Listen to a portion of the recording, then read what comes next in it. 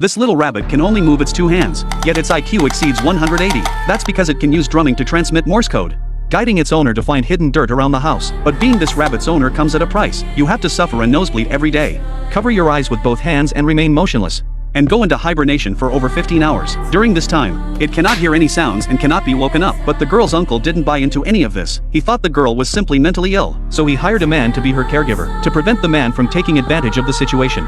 He came up with a brilliant idea, to put the man in a jacket with a lock. Once locked, the jacket couldn't be taken off. One end of the chain was locked to his back, and the other end was locked in the basement. The chain was just long enough to reach the door of the girl's room. At first, Mike did find it a bit uncomfortable. When he went to the bathroom, he realized he couldn't reach the toilet, so he decided to just stand at the door and relieve himself. But then he unexpectedly discovered that the girl had a little dog. The dog was also tied up with a rope. This scene made Mike can't help but ponder the meaning of life, until the light behind him went out. Then someone started tugging on his chain. Mike pushed open the door to see if the girl was playing a prank on him, but she hadn't moved an inch. Confused, Mike went back to his room to sleep, but as soon as he lay down, he heard a thud. The painting on the wall had fallen. The woman in the painting looked strange, so Mike turned it away. But the moment he got back into bed, the painting turned back around. Mike was puzzled, so he turned the painting back again, and stared at it from his bed, until he was sure it wouldn't move anymore, then closed his eyes. But immediately afterward, the painting fell to the floor on its own, and the woman in the painting now looked angry, and was emitting strange, eerie sounds. Mike was so scared he moved to the living room, and planned to sleep in a chair. But as soon as he closed his eyes,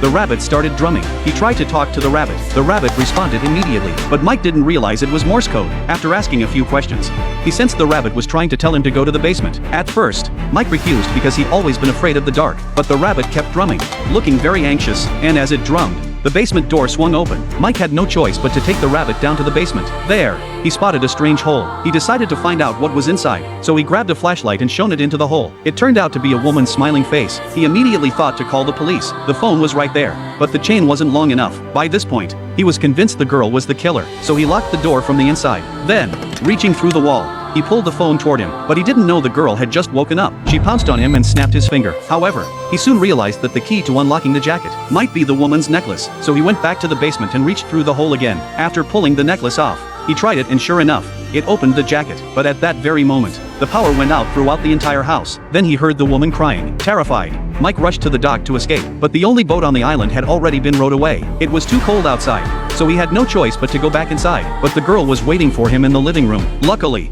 she was in hibernation at that moment. Mike, who had been shivering, suddenly had a brainwave. He put the coat on the girl, then went to the bedroom to make a call, but he found the phone line had already been cut. Just as he was wondering what to do next, the girl suddenly woke up again, holding a crossbow. Through the small hole, she shot an arrow that hit him in the leg. Mike had no choice but to hide in the bathroom again. He decided to play for time with the girl, waiting until she went back into hibernation before making his move. But just then, a strange door opened. His instinct told him it was a secret escape passage, but he soon realized the woman was watching him. Mike quickly crawled in a different direction, and finally found a staircase. But after going down, he discovered that this place was actually the woman's residence. So he took off his hat, and pulled it right over the woman's head. Then Mike started sawing through the wooden plank, but before long, a hole was torn in the hat. Mike was so scared he didn't know what to do. Just then, the girl came down to the basement, and reached her hand right in. Mike thought she was just checking to see if he was there, but upon closer look, she was actually there to retrieve the crossbow. Mike held his breath. He had to wait until the girl left before he could get out. But just then, her uncle returned. From their conversation,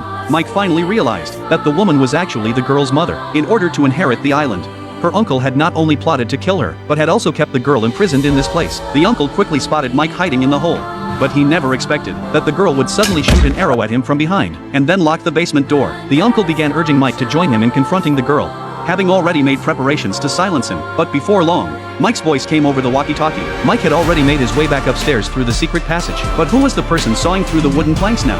The uncle backed into a corner in fear. However, he had now figured out why the girl had been kept alive and locked up here, because only then could her mother rest in peace. At the end of the story, the girl watched Mike leave. Although Mike didn't get paid, the guy did steal their little dog.